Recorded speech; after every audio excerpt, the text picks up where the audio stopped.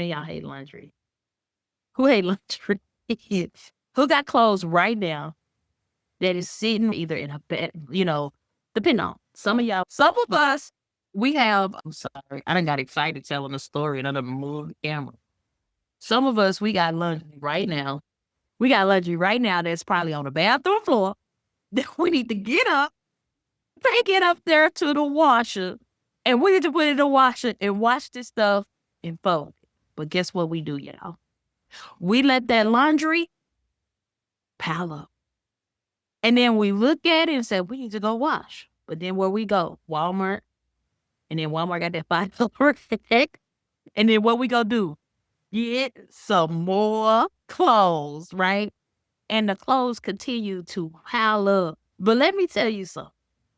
Do you know that how you do one thing is how you do everything? I want y'all to think of one area that you've been sloppy in, that you've been really sloppy in. And is that behavior showing up somewhere else?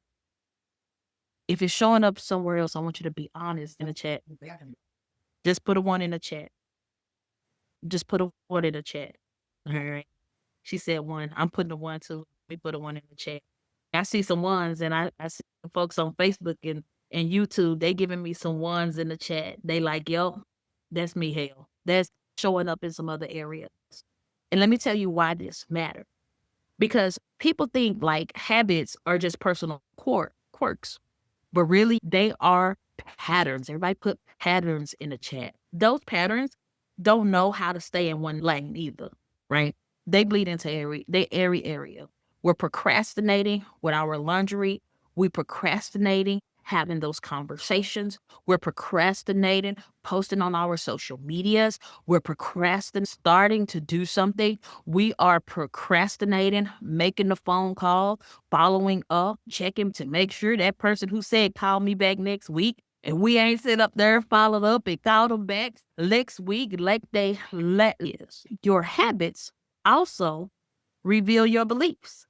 Sister just said not too long ago that maybe I'm not doing it. I have a form of entrepreneurship. I'm looking like this, but am I really doing? And we have to ask ourselves, because this is the hard question. I want to be this 7-figure, 8-figure entrepreneur, but am I really taking those steps? Am I really doing what I need to do for that? If you believe your health matters, you'll eat and move like it. If you know you need to lose weight, guess what you're going to do? You're going to get your butt up, go outside, start walking. I don't care if you can go to a gym. I'm going to tell you from personal experience. I went to the doctor for my annual checkup. Lady Health stepped on the scale. And when Lady Health stepped on the scale, that scale said 249 pounds. And I said, that scale is lying. They said, no, ma'am, that scale ain't lying. Step on it again. I stepped on it again. And I said, let me step on the other scale. I knew that scale was lying. I went to the other side because I was going to prove them they was lying. They was wrong. I was not 249 pounds. They lying. I'm like, oh, no. Went to the other side of the clinic, y'all. Got on the scale. The little CNA lady, she up there looking at me, just laughing at me like, that ain't going to change the scale, mama. You need to change your habit. You need to change what you eat, okay? So got on the scale, and that's how we do, because we don't want to believe the truth about come on, this ain't messing up my flow. I get excited when I talk, so let me put the computer down. All right, there we go. Can y'all see me okay? Thumbs up. Y'all can see me okay? Awesome. All right, but that's how we do, because we go from person to person, from class to class, because somewhere we in denial about the change that we need to have. But somebody said, I'm going to walk in truth today. I'm going to walk in my truth of where I am with my weight. And I know that I got some things that I need to change. It starts with the shift. And once the shift happened for me, I knew that I had to start doing some things different. They took my blood Every year they check your cholesterol levels, they check your ACL levels, they check your iron. It's like they check everything, right? And then there was a point when they took my blood and stuff, I had to wait. We're looking for an instant result because we want to see instantly what's going on, what's happening. I'm sitting up here on the edge of my seat, like, oh my God, when are they gonna give me my results? I wonder that because I'm a person, I struggle with anxiety. I start overthinking. I'm like, oh Lord, am I fit to die? Am I fit to this? I go down these rabbit holes that I don't need to go down. But I know the results are going to be coming. When I got my results back from the exam, most of things were great. My cholesterol levels was great. All this other stuff was good. And then it got to the point where, again, when it comes to this weight and stuff, it told me that I was it got to my sugars. And when it got to my sugars, that mug say, ma'am, you're not diabetic, but you're definitely pre-diabetic, right? So once I seen that, that was like what I needed to see.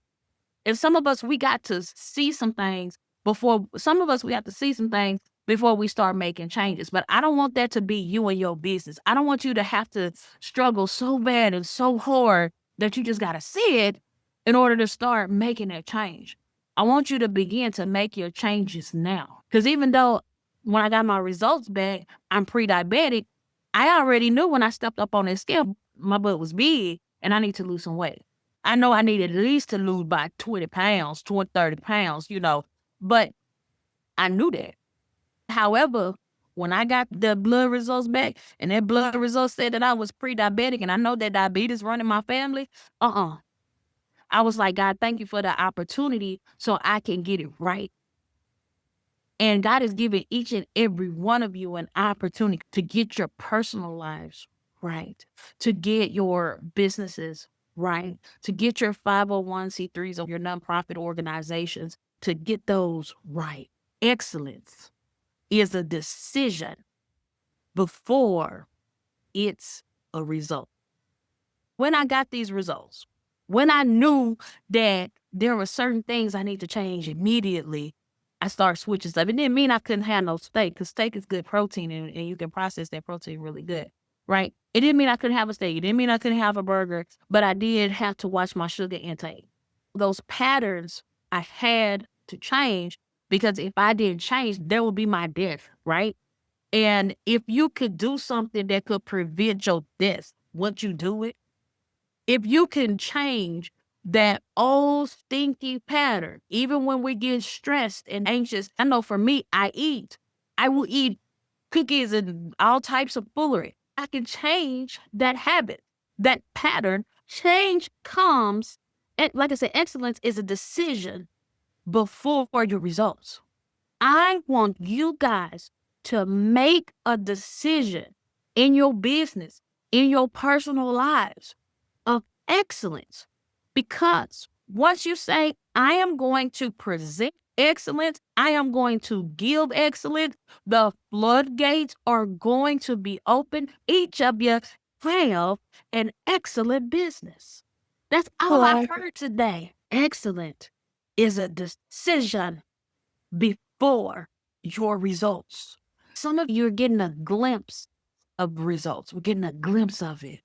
But I want to see you live off the fat. When y'all say live, you said, there you go down, you talking like you're in the Bible or something. But seriously, I want to see you live off the fat of the land. You hear me? Because we are in a position now, and I get it, for some money might be tight, but those God-given dreams, that God-given visions that God has given each and every one of you, your expertise, those of you who have worked for people for 20 years and 30 years and all of that, you can apply that knowledge that you worked so long to gain. Now people want to pay you for that knowledge. People want to pay you to be able to go and hire. To the sister that said that she had a HR staffing firm, right? Why can't you be the ones who small businesses, even like myself or somebody else, go to at a recruit manager personnel who I go to, well, we can still go and say, hey, how much would you charge to find us people to work for us? Because I don't want to interview them or anything like that. Why can't you be that hiring agency? They don't require like all these special licenses and all that stuff like that. It requires the wisdom that you already have, the wisdom that comes from running that HR stuff, right? You know if they need W-2s, if they need coverages or things of that nature. I don't know if you have any knowledge about international hiring. Some of the international hiring, you might have to pay them an extra $20 a month so they can pay into their health insurance. But a lot of people do. This is information that a lot of people don't know, and they will pay you a retainer. A retainer is nothing but recurring revenue. Some of the service-based businesses that we have in here, you have to use the word retainer. And some of you who have service-based and also maybe production-based as well, yours is monthly recurring revenue. Same thing, but just apply to two different types of things that you are going to say, okay? And I'm going to anchor it on home because I want you to be inspired and I do great, but I don't want you to lie to yourself either.